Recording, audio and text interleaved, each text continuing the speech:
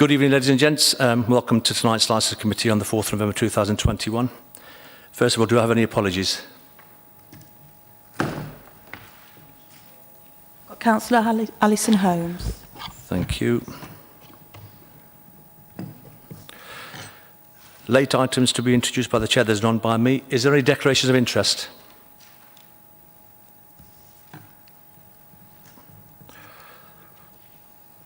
Take that as a no. Minutes held on the meeting on September 16, 2021. Is everybody read through them, happy with them? Seconder, thank you. Item 5 of the agenda, Gambling Act 2005 Statements and Principles. I think that's over to you, Mike.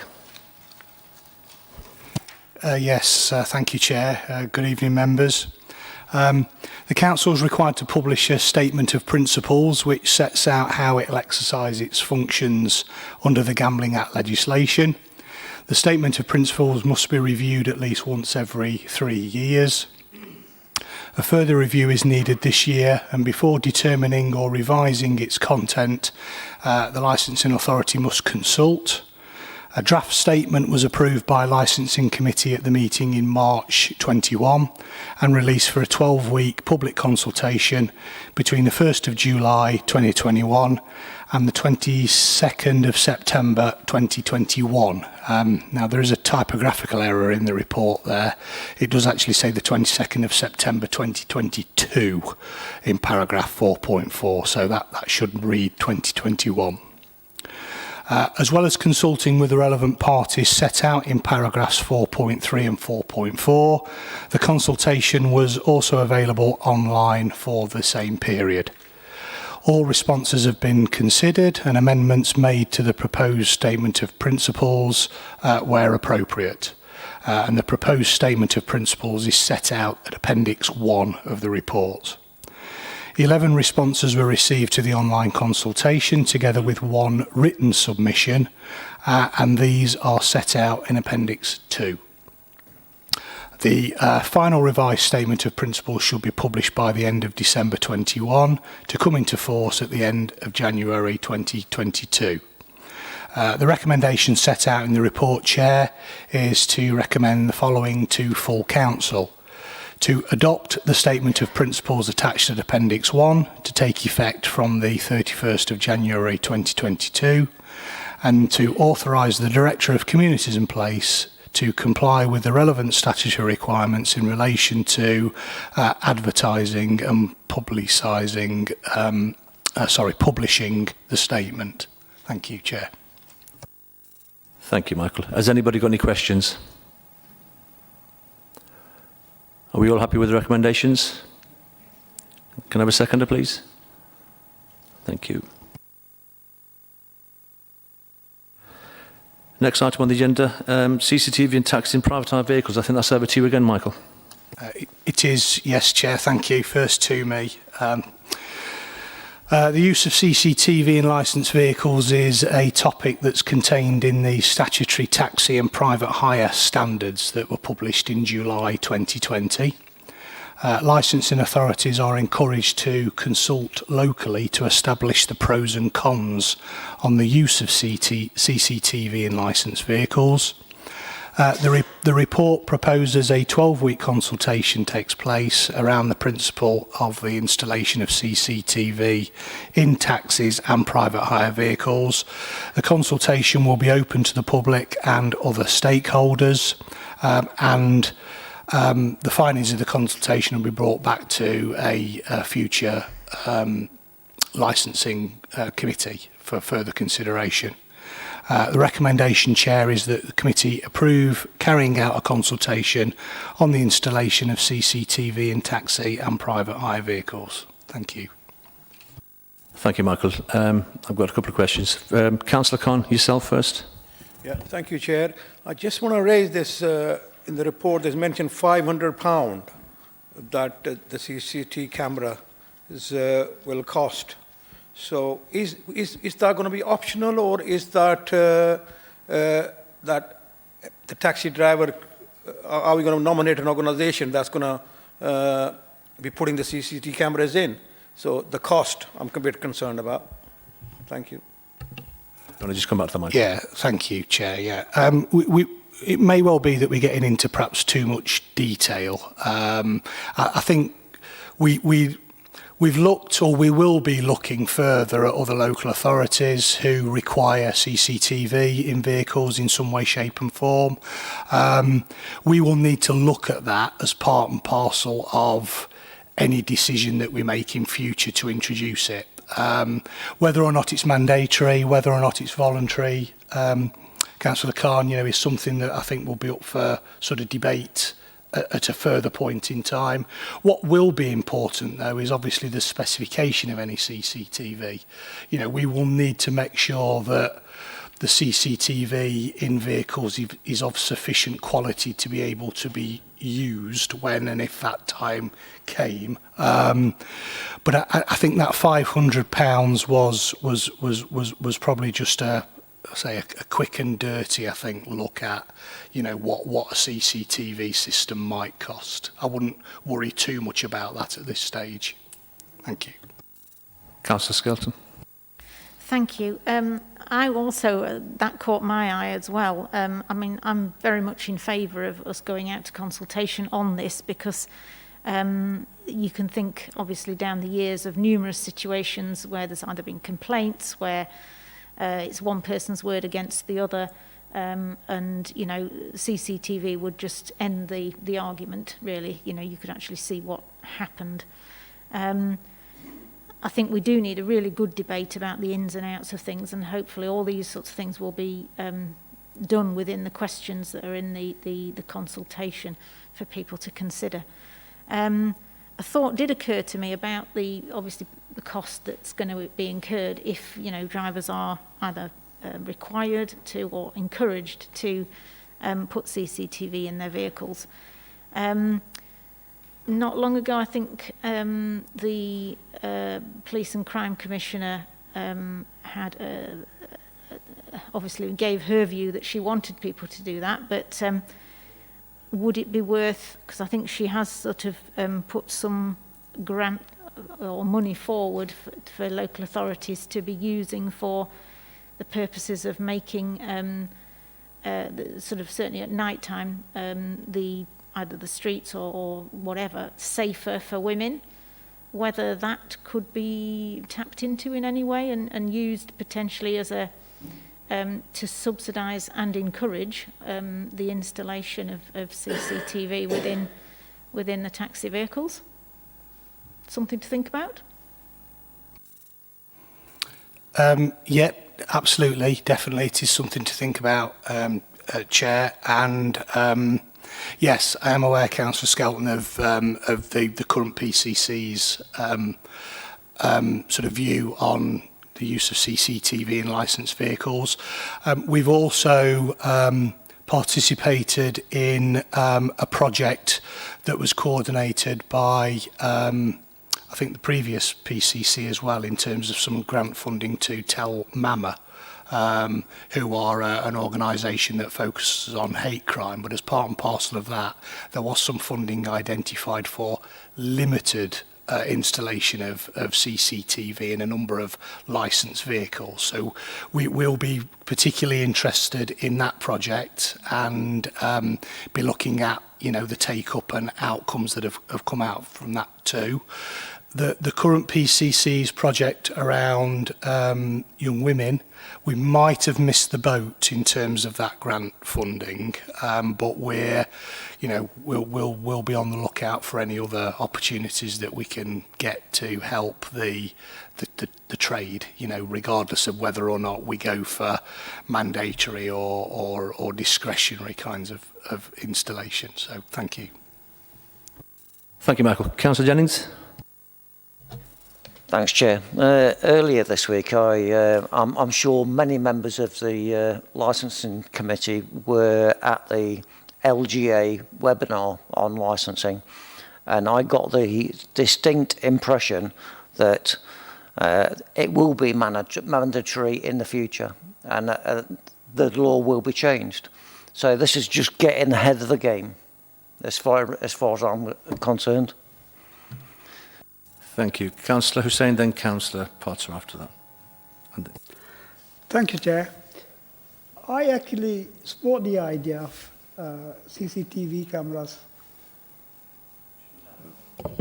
CCTV cameras being installed in cabs, because a number of people over the years who come to me and said, it's one person's word against another person, and they do undergo investigation and that kind of thing.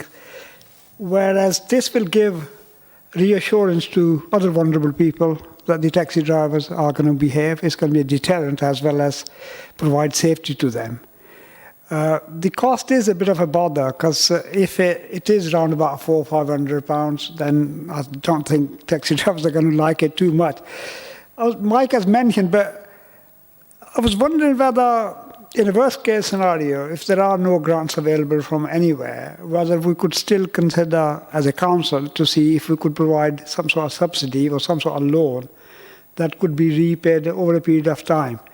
I think the taxi drivers are going to like this, because people I've spoken to in the past, they said, well, that will give us protection, and they are concerned about their own safety, as well as not having to answer questions. Occasionally they get people who are drunk next morning when they wake up. They think of the taxi drivers perhaps not being up to any good. And it will actually, a number of occasions where people had voluntarily had installed the CCTV camera, it saved them from serious allegations. I've read them in the paper, spoken to people. So I think that there is going to be support from the trade on this, but as I say, if we could offer some help and assistance with the financial side of things, in a worst case scenario, perhaps give them a loan to be repaid within a couple of years or something. Hussain, Councillor Potter, then Councillor Peafield. Thanks, Chair. Whilst there's mention in the document about the quality of the CCTV, there's no clarification about the record, retain, reveal policy regarding the product for the CCTV and who the key masters will be of the product. Could the officer enlighten us, please? Yeah, Councillor Potter, I think, again, it's probably a bit too much of the devil will be in the detail.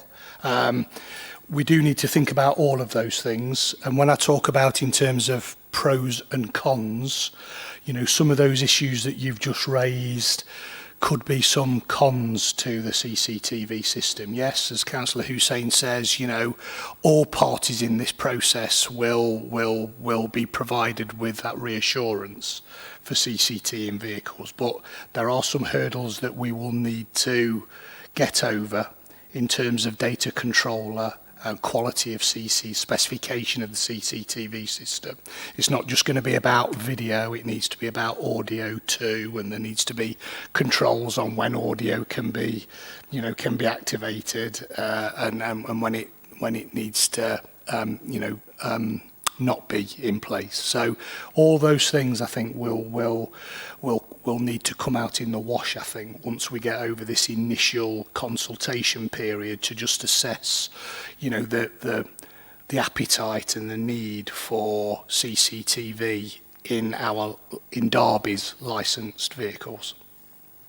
Thank you, Mike. Councillor Peafield, over to you. Thank you, Chair. Could you tell me when the consultation will start, please? And also, what efforts are we making to engage as much as possible with our taxi community? I know that they're very responsive, but we need to obviously get the best response possible. So will we be taking the consultation to them, to ranks, to the businesses, and will it be accessible for them? Yeah, thank you, Chair. Thank you, Councillor Peafield. I can't give you an exact date for the start date of the consultation period. Suffice to say that we'll get that going as soon as we can. In terms of the way it will work, we work with our colleagues in the consultation team, so it will follow the processes that the council engage corporately for consultation.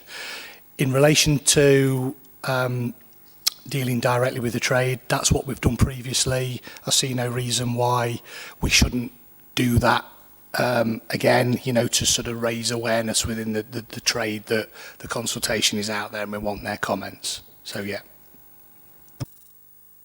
Thank you. Yes, over to you, sir. Yes, Councillor Pegg. Mention my name. I welcome this. It's long overdue. I think it's just good for everyone, all concerned, for the safety of everybody. Once the consultation starts, how long will it last for?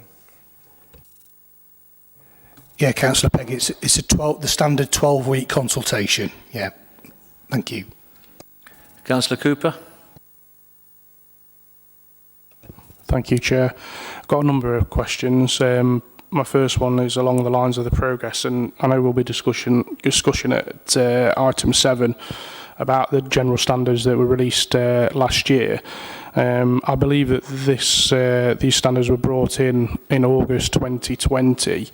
Can the officer explain why it seems such slow progress on this? You know, it's a very important matter. As we've seen in the press recently, the CCTV was used in the county lines prosecutions. Many colleagues in the committee, recognise how important it is for the safety of the public, but also for the taxi drivers and taxi trade as well. So, can you explain why it just seems such slow progress on this? Secondly, the consultation, is that legally required? Do we have to go to consultation, or could we make a decision within the licensing committee and obviously the council? You mentioned, you want to reach out to other councils. Can you give any information exactly which councils you consider reaching out to or already have? I too, as Councillor Jennings just discussed, I was on the ALGA webinar, and I think Guildford seem like they've been really getting involved in the CCTV aspect of it and ploughing ahead with the standards that this council and this licensing authority seems so slow to progress with. And then the fourth point is, and final point for now, is if we went down the taxi license, I've got another point as well, sorry. If we went down the CCTV route in the city, which I hope we do, how would we be able to deal with taxis outside of the area working in the city and possibly not having CCTV? My final one is on consultation again, is if we go to consultation for this 12-week period that we don't yet know when that would be, would we then have to go back out to consultation to get a view on whether it would be mandatory or voluntary, or could we unilaterally as a committee decide that after the consultation? Thank you, Chair. Quite a few questions there. I'll try and remember all of them, but forgive me if I don't.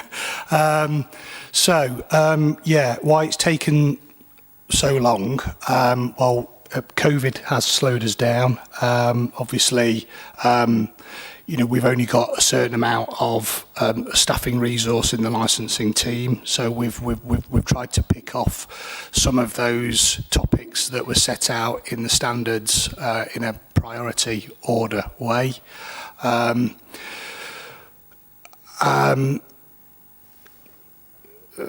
was consultation? Is it legally required? Yeah. Also, if we go to consultation, it comes back. Do we have to then go back out and see if we're mandatory? Yeah. Well, what we'll try and do, we'll try and cover all bases in the consultation period. So in terms of we'll try and get feedback from people who are responding to the consultation about whether it be mandatory or discretionary and just encouraged. So I don't envisage that we would need to go out to consult again. Olu might want to come in and provide some advice in relation to the legality of consultation, but my understanding is with any significant policy changes, we have to go out to consultation. In terms of some of the local authorities out there, I think, with respect, we'll always be able to find local authorities who have forged on and do require CCTV in licensed vehicles.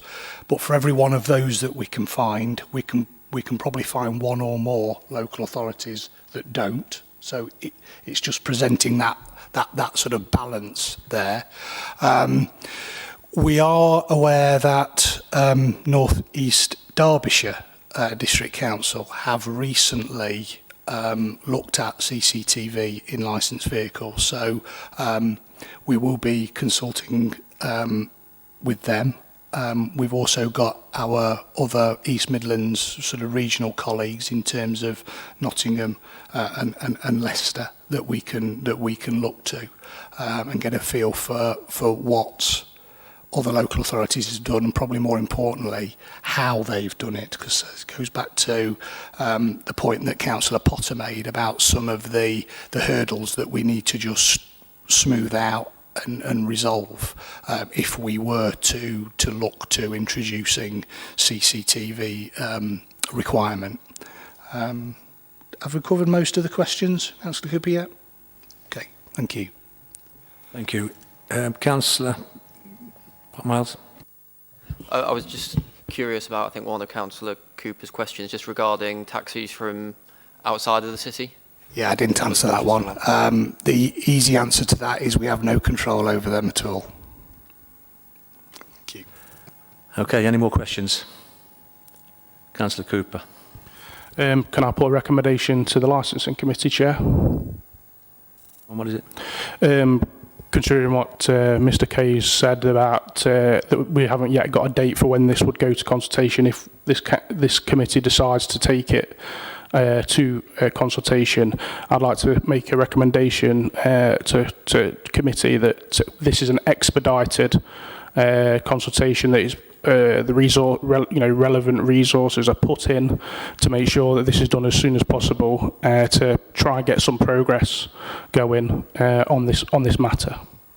I don't think there is any need to put a recommendation in. The officers have made it quite clear that it's going to go out to consultation. They're looking into it. Everything's in working order, ready to go ahead. So, no, there's no need for a recommendation. So just to be clear, let me finish. Don't butt in. Let me finish, please, on the chair. Through me, please. It is as it is. The officers, Angie and Michael, will deal with it.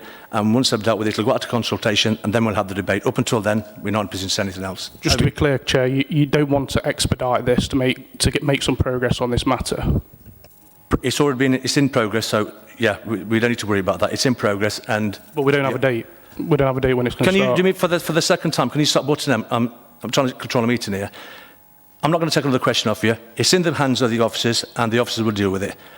Any more questions? Councillor? Okay, are we all happy with the recommendation? Can I have a seconder, please? Thank you. Statutory taxi and private hire standards. Angie, I think that's over to you. Thank you, Chair. This report we've got today before you is a bit of an update on the work that we have managed to complete in relation once the statutory taxi private hire vehicle standards came out. We split it into 3 sections. The short term was to do with the implementation of the administrative review and update. I can say that that has now been completed with the exception of 2 consultations which are still in the public domain. One of those is in relation to the driver licensing, the operator licensing and the vehicle licensing conditions, and that was around the safeguarding of vulnerable persons and criminality checks for drivers, for call handlers and for vehicle proprietors. As I say, that is out in the public arena I believe it's this week that the team have programmed it to start, and that will be a 12-week consultation. Those conditions were placed before the committee last time and were approved for use following consultation. The second element is in relation to safeguarding training. We were looking at the training to ensure that it does cover everything that the vulnerable persons definition in the statutory standards related to. And that's all vulnerable people, not just children. So I looked at our training and considered the content of it, and it does cover everything from disability training, awareness, through to managing vulnerable persons in the nighttime economy, and also themes such as county lines and examples of how a taxi driver can either get involved or help with those situations. In the training, the drivers are also given some pointers as to where they can pass information to those different authorities. As situations change, obviously, as themes change, we've heard of the county lines, we've heard of different elements that become the new area of concern, for want of a better phrase, then I try to ensure that the training is updated for that purpose. The second area is more in relation to the information sharing and the enforcement.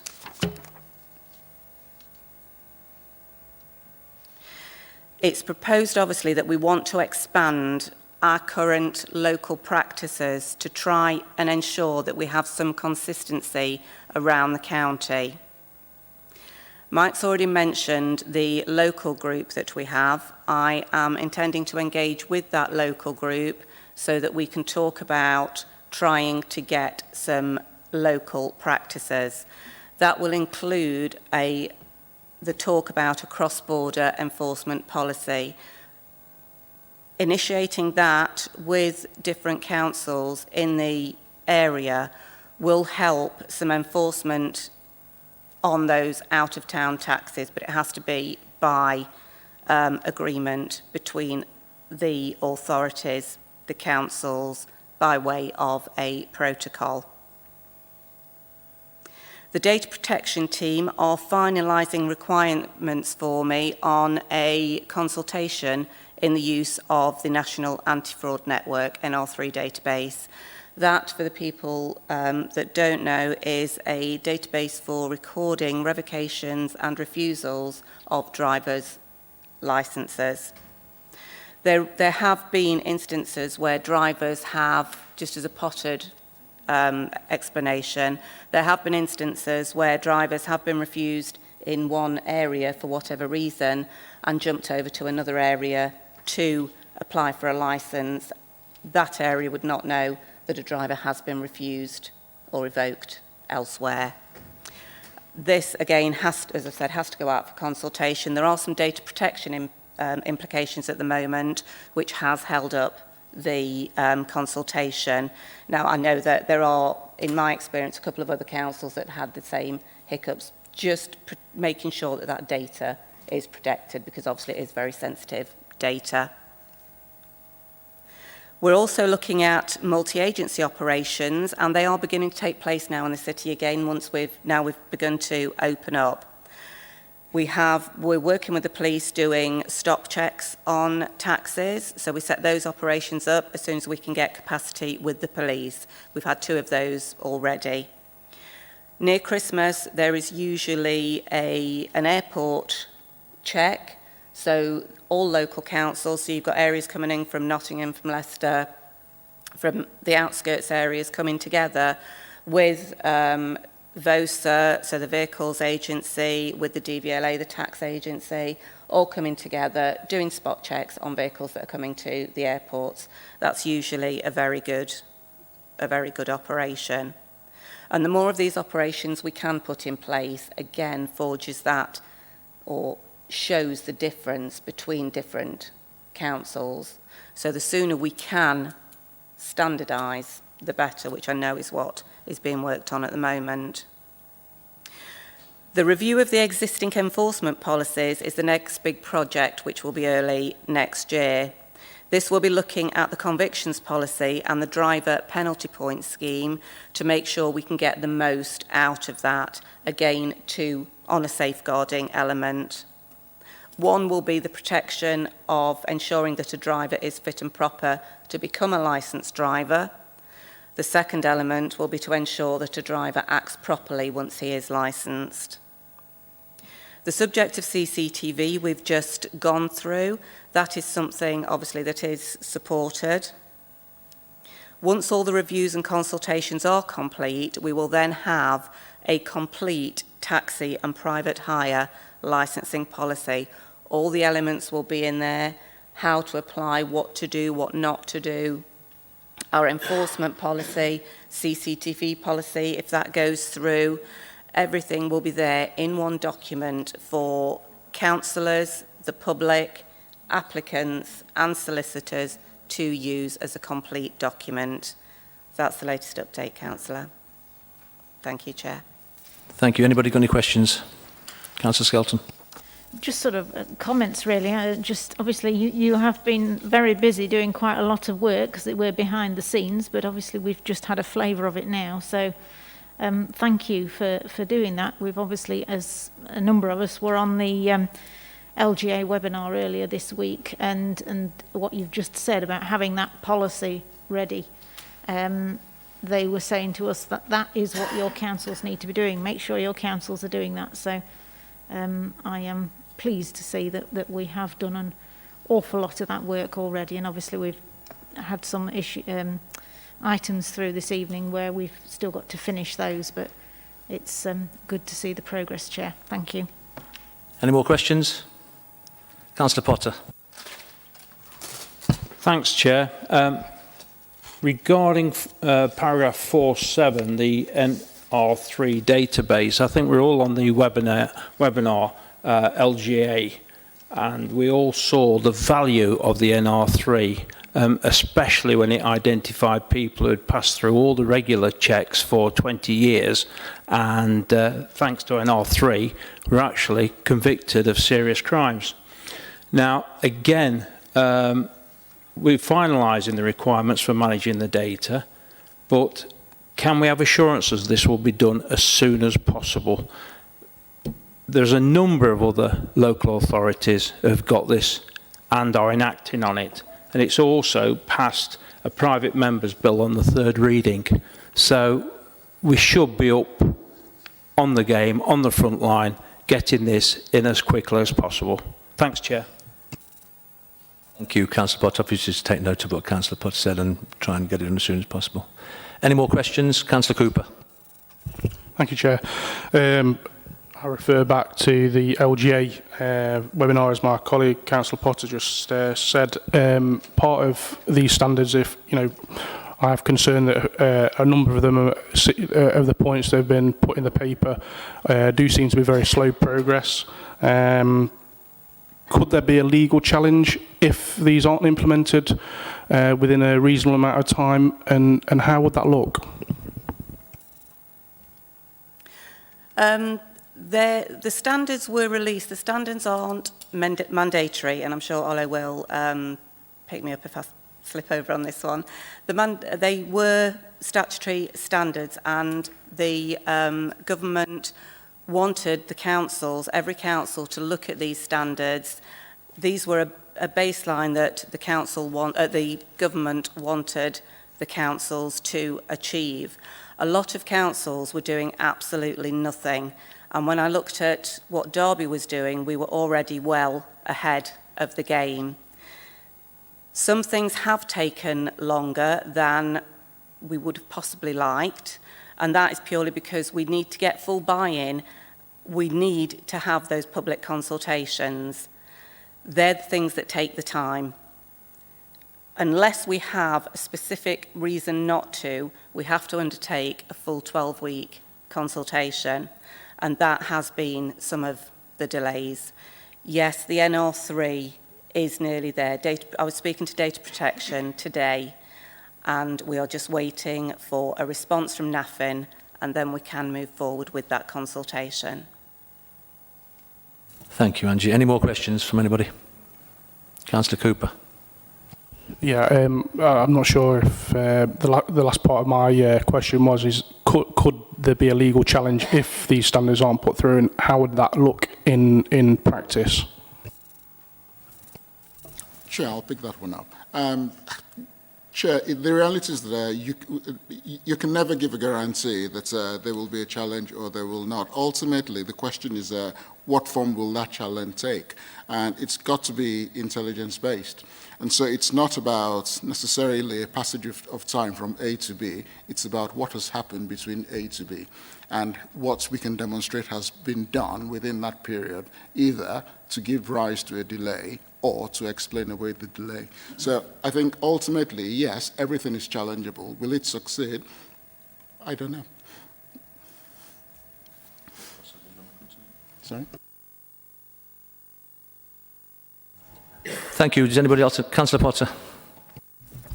Thanks, Chair. Just a quick one. I forgot to mention, on the webinar for the LGA, it mentions a corporate cost to the NR3 database of £1,600 a year, but this was for a corporate cost. So licensing was sharing this with other departments to cut down or make the value for money better. Will this happen in Derby? Yes, we are actually a NAFIN member, so licensing is basically an add-on to that element. Do I have any more questions? Are we all happy with the recommendations? First, can I have a seconder, please? Thank you. Over to item 8 on the agenda, the mobile homes requirement for managing to site to be fit and proper person, England Regulation 2020. That's over to you, Angie. Thank you. Thank you, Chair.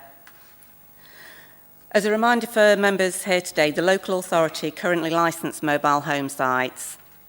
In Derby, we have 3 sites with current licences, all with a designated site manager. In July 2021, new regulations came into play mandating that all mobile home sites, which have residential occupation all year round, to be managed by a fit and proper person. This is obviously to help improve the standards of park home management under the safeguarding element by assessing the manager is of good character. As of October 21, it became an offence for the site licence holder to allow the land to be operated unless they are, or they can appoint a person, but either them or the person must be determined as fit and proper. Now, you may have heard this term before in relation to taxi licensing. Well, it's not quite the same, but it is similar in that an application has to be completed, sent to the licensing team with the requisite fee, together with a basic DBS. The application form contains a series of questions summed up by a declaration signed by the applicant.